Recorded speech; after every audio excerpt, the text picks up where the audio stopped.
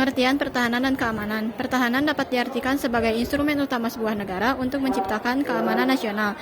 Ketahanan nasional merupakan kondisi dinamik suatu negara yang meliputi seluruh aspek kehidupan nasional untuk menghadapi ancaman. Keamanan nasional mencakup keamanan negara, masyarakat, dan individu. Keamanan adalah keadaan bebas dari bahaya. Istilah ini dapat digunakan dengan segala bentuk kecelakaan, kejahatan, dan lain-lain. Di era zaman modern ini, kemajuan iptek sudah berkembang sangat pesat, diiringi juga dengan berkembangnya sistem pertahanan keamanan suatu negara. Pertahanan negara diselenggarakan untuk mewujudkan kepentingan nasional. Strategis pertahanan Indonesia merupakan suatu bagian dari kepentingan nasional dalam menjamin tegaknya NKRI. Pertahanan negara memiliki peran dan fungsi untuk mempertahankan eksistensi bangsa dari gangguan dan ancaman maupun dari luar maupun dari dalam negeri. Dalam Undang-Undang Nomor 3 Tahun 2002, Pasal 7 Ayat 2 dan 3 menyebutkan macam-macam ancaman, yaitu ancaman militer dan ancaman non-militer. Ancaman militer adalah ancaman dengan menggunakan kekuatan bersenjata yang terorganisasi dan dinilai mempunyai kemampuan yang membahayakan kedaulatan negara, keutuhan wilayah negara, dan keselamatan segenap bangsa. Sedangkan ancaman non-militer adalah ancaman yang sering terlihat tidak nyata secara fisik tetapi sangat efektif untuk menghancurkan suatu negara melalui perubahan nilai-nilai diantaranya kebebasan, demokrasi, hak asasi manusia, dan lingkungan hidup. Ancaman militer. Ancaman dari luar diantaranya agresi militer, pelanggaran oleh negara lain, spionase, sabotase. Ancaman dari dalam, pemberontakan yang menggunakan senjata, perang saudara yang bersenjata. Ancaman dari luar dan dalam, aksi teror bersenjata. Contoh ancaman non-militer: 1. Penggunaan dan penjualan narkoba. 2. Melakukan imigrasi gelap. 3. Pemancingan secara ilegal. 4. Melakukan kegiatan korupsi, kolusi, nepotisme. 5. Kebodohan, kemiskinan, dan sebagainya. Pemanfaatan teknologi informasi di berbagai kehidupan, khususnya di bidang pertahanan dan keamanan atau militer, perlu diantisipasi perkembangannya, karena di satu sisi dapat membawa dampak untuk kebaikan, namun di sisi lain dapat membawa dampak untuk perusakan. Sikap selektif terhadap kemajuan perkembangan iptek di bidang pertahanan. 1. Berpegang teguh pada ideologi Pancasila. 2. Menjunjung tinggi Pancasila dan UUD 1945 sebagai konstitusi negara tertinggi. 3. Meningkatkan supremasi hukum. 4. Meningkatkan hubungan diplomatik. 5. Mengawasi ideologi asing yang masuk. 6. Meningkatkan keamanan dan perdamaian dunia. 7. Ikut serta dalam perdamaian dunia. Contoh sikap tanggung jawab dalam pengembangan iptek. 1. Selalu memperhatikan etika dalam pengembangan iptek. 2. Memperhatikan nilai guna. 3. Meminimalisir dampak negatif. 4. Melakukan pelestarian lingkungan. 5. Melakukan penelitian secara menyeluruh, kompeten, dan jujur. 6. Memperhatikan nilai budaya dan agama. 7. Melakukan iptek secara bijak.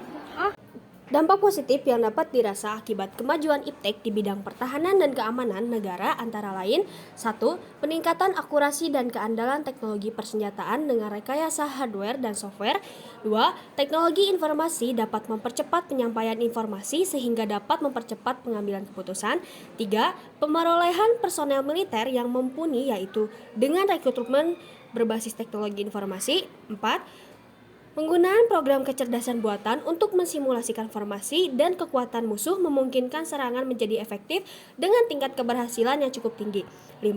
Mencegah terjadinya serangan-serangan dari pihak-pihak yang ingin memecah kesatuan Indonesia dan memecah belah yang menjadi perbedaan dalam kehidupan bernegara dengan media informasi, contohnya internet.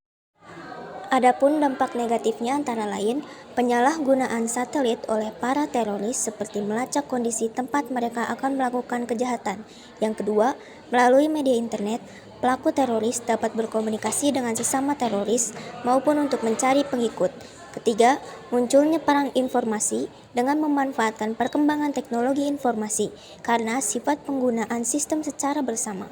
Dan yang terakhir, berkaitan dengan teknologi senjata pemusnah massal seperti senjata nuklir dan senjata biologi, dikhawatirkan akan menjadi ancaman terbesar bagi suatu negara bila digunakan oleh pihak yang tidak bertanggung jawab.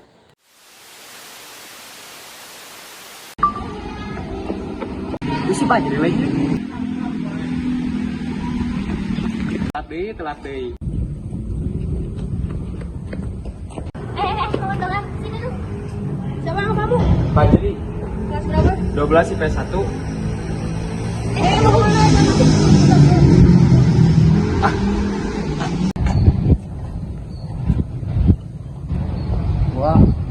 Kak.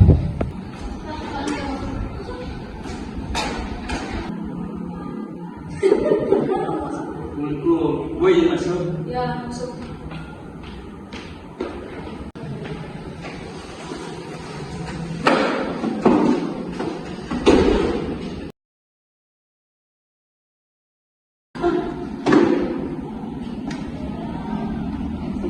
Bisa balik nih.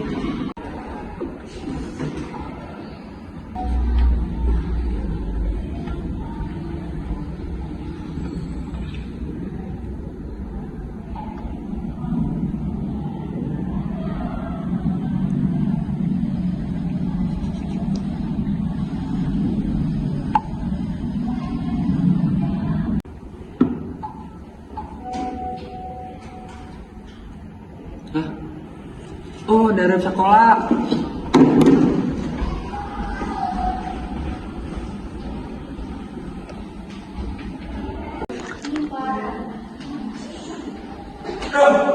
Kantong tinggalin.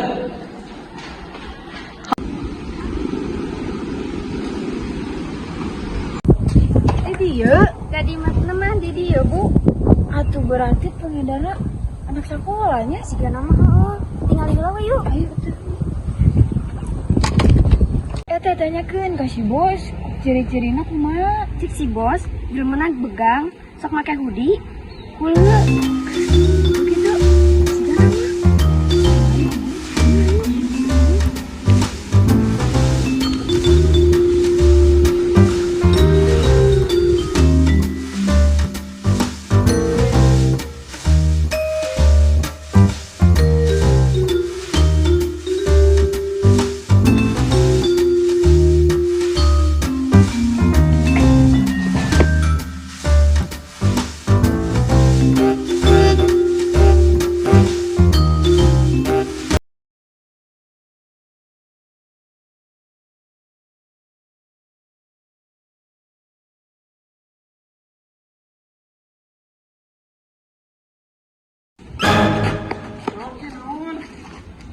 Sigana mah.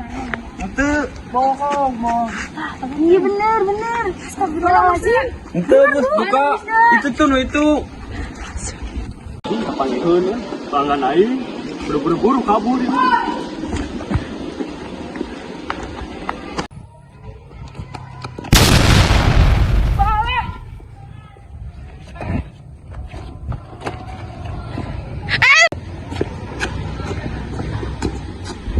Halo Bu Bos. Target dengan 2 ya. Oke siap Bu Bos.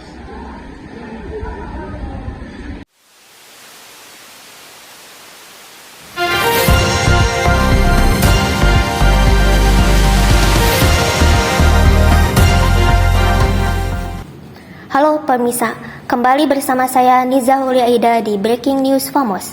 Tersangka dalam kasus korupsi proyek pengadaan IKTP yang melibatkan mantan Ketua Umum Partai Golkar, yaitu Setia Noyanto.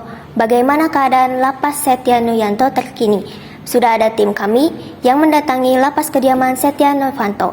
Bagaimana keadaan di sana, Najwa Shihab di tempat?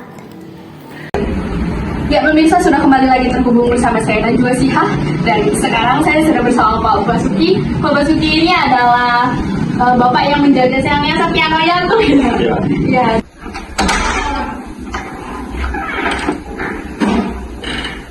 Assalamualaikum.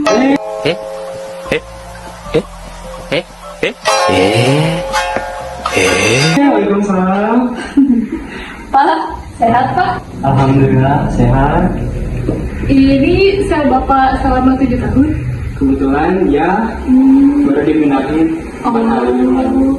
Jadi bapak sehari-harinya ngapain aja? Ada nonton TV, baca Quran, sholat, gitu terus. Bapak ini barang-barang fasilitas semua ini bawa dari rumah atau udah tersedia? Kebetulan di sini sudah tersedia. Khusus untuk bapak gitu? Iyalah. Jadi bapak menjalani kehidupan sehari-hari selama 15 tahun penjara itu seperti ini gitu? Iya, bosan banget sebenarnya.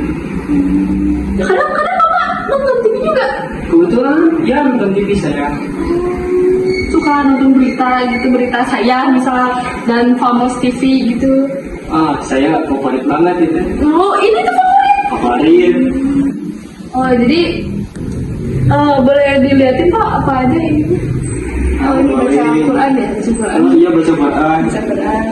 Terus ini di penjara boleh apa ya Pak? Kebetulan difasilitasi oleh penjaga gitu. Oh, jadi Bapak menyesal nggak di penjara gara-gara korupsi KTP yang triliun itu? Kebetulan 괜찮아. 괜찮아요. 괜찮아. Oh ya, makasih ya Pak. ya